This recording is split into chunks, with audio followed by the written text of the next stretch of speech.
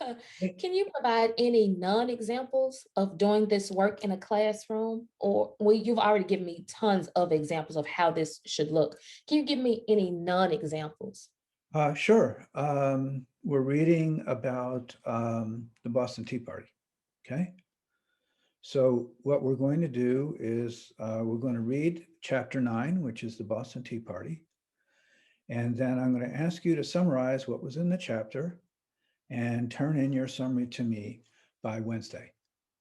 Okay. And then I'm going to give you a quiz, and it's going to ask you things like the names of the people who are involved, the dates, and terms. And we're going to have a list of terms, and you're going to go and you get your dictionary and make sure you define all the terms. And then if the teacher's really creative, so to speak, at the end of the week, you're going to write a summary essay of what took place in the Boston Tea Party.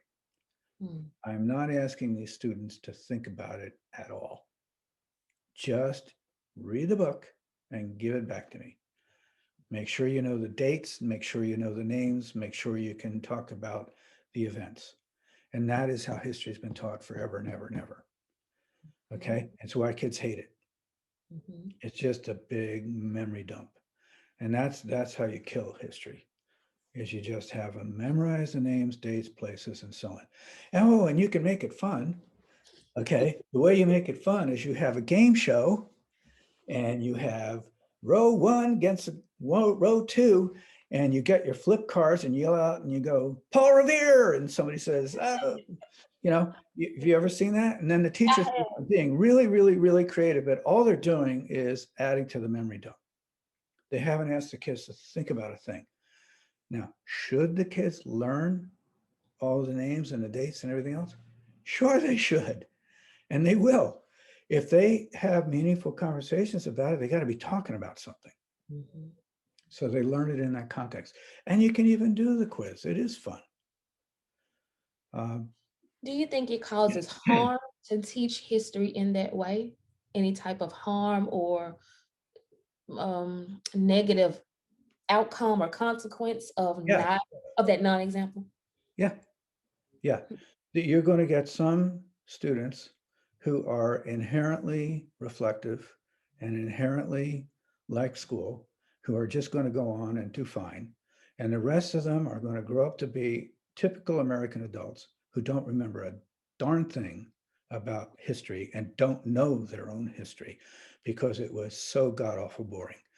And that's the harm. The harm is you've missed an opportunity to have the students really learn something that's absolutely essential to them being citizens, to their being engaged in making their lives for their children better, because we make mistakes. We're repeating all kinds of mistakes from World War II right now. Wow. Oh, yeah, the big lie. I was taught about the big lie. Mm. We don't teach it because it's back there. So anyway, all I'm saying is if it's called drill and kill. Okay, that's the name, the pejorative that's given. And I think most people who go through good history programs have learned not to do this.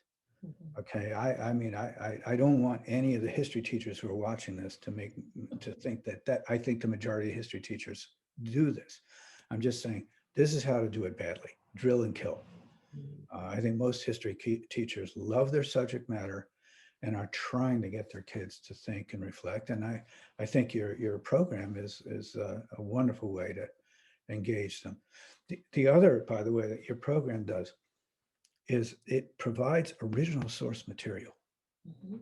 And usually we only give original source material to AP students. And that's another kind of immoral teaching, is to not give original source material to everybody. We just assume the other kids can't handle it. So we don't do it. We just give them these little summaries, and we have a little quiz at the end, and the kid graduates but didn't learn anything. Like you said, those missed opportunities to engage. Yes. Oh.